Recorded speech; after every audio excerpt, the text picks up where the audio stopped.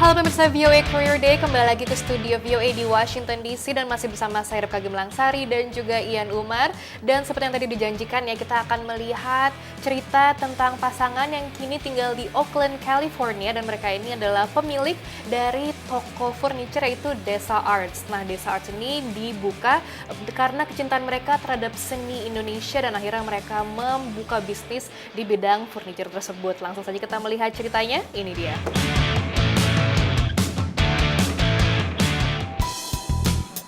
It's more for the love of it than for the money. Tak salah apa yang diungkapkan perempuan Amerika bernama Lisa Tanner ini.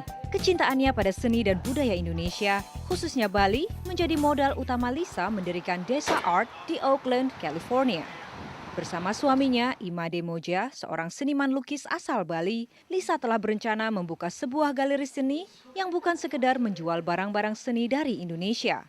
Sesuai namanya, Desa, pasangan ini ingin menerapkan ide membuat sebuah galeri komunitas. But to also have Indonesian culture brought into it as well. So to have exhibitions of Indonesian art, to have some demonstrations and performances, and to incorporate the music in any aspect of Indonesian culture, arts culture that we could. Dan itulah yang dilakukan Desa Art sejak didirikan 3 tahun lalu.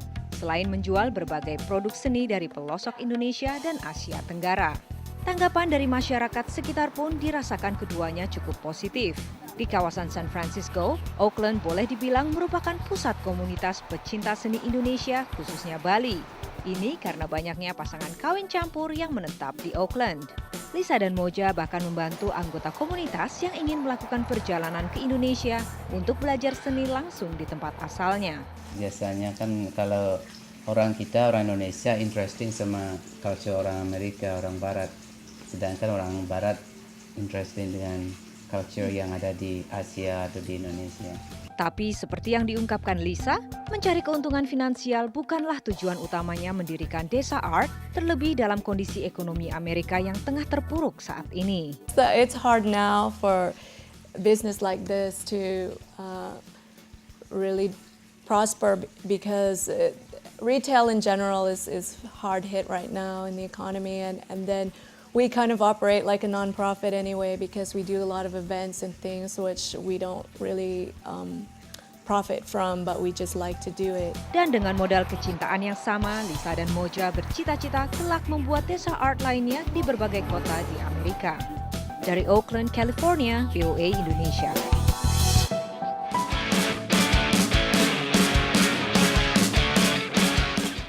Pemirsa, demikian liputan kita tentang Desa Arts atau toko furniture di Amerika, tepatnya di Oakland, California, yang sukses merambah furniture Indonesia di Amerika. Ternyata permintaannya ada. Kalau kita bisa lihat ya Rifka ya, ternyata untuk melakukan sebuah bisnis di Amerika dengan seperti itu atau menggunakan produk-produk dari Indonesia, peluangnya ada.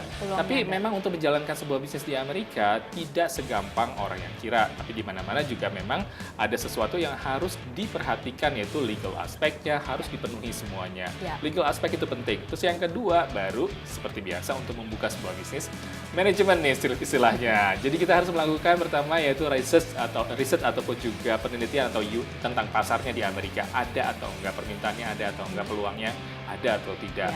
Dan mungkin setelah kita sudah tahu kira-kira seperti apa minat orang-orang dengan produk yang mau kita jual, kita mulai menulis yang namanya business plan. Jadi harus direncanakan mau bagaimana bisnis ini dijalankan. Setelah itu kalau sudah kira-kira mendapatkan gambaran tentang rencana kita, baru kita mulai mencari izin untuk menjalankan atau membuka toko tersebut. Dan baru deh mulai kamu bisa menjalankan bisnis kamu. Eksekusi mulai gitu, pemasaran segala macam, ataupun juga mulai juga network, dan itu mulai itu udah aplikasinya. Pasti juga yang sudah punya bisnis di Indonesia juga mengerti langkah-langkah dasar untuk pembuatan bisnis ini. Oke. What's next nih? Kita langsung move on aja ke story berikutnya, yaitu tentang seorang filmmaker dan juga movie producer, yaitu ini cerita dari reporter kita yaitu Debbie Sumwal Patlis. Tapi jangan kemana-mana, sabar dulu karena kita sebentar lagi akan go on a quick break. Tapi jangan kemana-mana, tetap di VOA Career Day. Stay tuned.